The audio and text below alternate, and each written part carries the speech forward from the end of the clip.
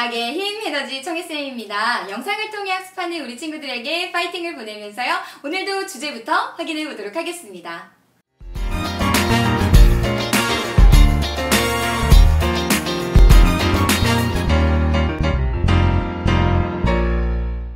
우리는 계속해서요, 지질시대 그리고 화석, 어떤 화석들이 주로 이루었는가, 그걸 통해 생물을 또 혹은 환경을 유추하기도 했었는데요. 자, 그럼 지금 드는 생각이 우리 친구들 굉장히 좋아하는 공룡 같은 거 왜 지금은 남아있지 않는 건가요? 네, 그와 관련해서 오늘은 대멸종에 대한 얘기를 좀 함께 해보려고 합니다. 자, 그럼 대멸종이라는 것이 무엇인가 좀 같이 한번 살펴보면요.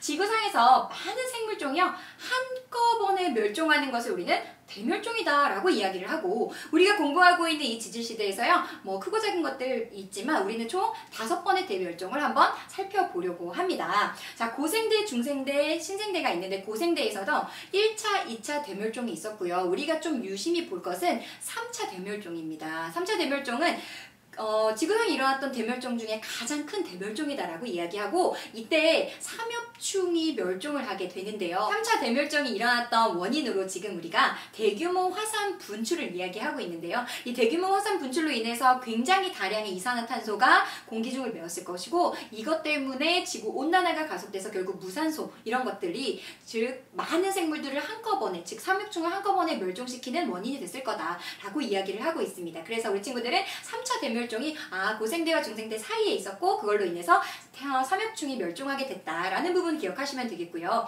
4차는 중생대, 그리고 또 중요한 것은 우리가 5차 대멸종을 좀 볼 건데요. 중생대와 신생대 사이에 바로 공룡이 멸종하게 됐던 5차 대멸종입니다. 이 5차 대멸종의 원인으로는 우리가 가장 크게 뽑고 있는 것은 아마 소행성이 충돌했을 가능성이 높다라고 우리 친구들 기억해주면 되겠습니다. 자, 그럼 이런 대멸종이 일어나는 이유에는 또 무엇이 있는가 좀 살펴보면, 첫 번째는 급격한 기후예요. 그래서 그 기후가 변하게 돼서 그 기후에서 살아남을 수 없었던 그 생물종이 멸종했을 것이다 라고 이야기하는 거고요. 두 번째는 해양 무산소설인데, 우리가 아까 얘기했던 대규모 화산 분출 같은 것들이 일어나게 되면 지구온난화가 가속되고, 지구온난화 때문에 결국 해양에 산소가 부족하게 되는 이런 것들로 이어지게 되면서 생물이 대멸종했을 것이다 라고 예상하고 있는 거고요. 대규모 화산 폭발설, 아까 이야기했던 것, 그리고 소행성 충돌설, 이걸로 인해서 결국 햇빛이 차단되고 기온이 낮아지고 우리가 얘기했던 공룡이 아마도 멸종했을 것이다 라고 우리 친구들 이해를 해주면 되겠습니다.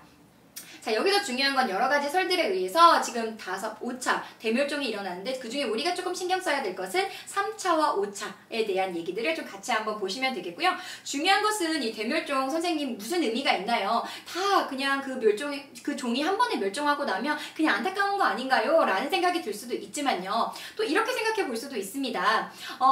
급격한 환경 변화가 일어나면 그 환경 변화에 적응하지 못하는 생물종은 멸종하게 되겠죠. 근데 그냥 거기서 그렇게 끝나는 것이 아니라 새로운 종이요, 그 생태계를 결국에는 또 차지하게 되고 또 새로운 종이 나타나게 되는 거거든요. 결국 생물 다양성이 증가하는 결과를 나타낸다. 그래서 우리 친구들 다음 시간부터는 이런 생물 다양성에 대한 얘기를 또 해보게 되거든요. 그래서 그냥 대멸종이라는 것이 그냥 모든 어떤 특정한 종이 한꺼번에 모두 사라졌다 라는 의미만 있는 것은 아니고, 결국 그 종이 사라지게 되고 그럼 새로운 종이 결국 그 생태 공간을 채우게 되는, 즉 생물 다양성으로 연결이 되기도 한다라는 내용 같이 우리 친구들 기억해주면 되겠습니다.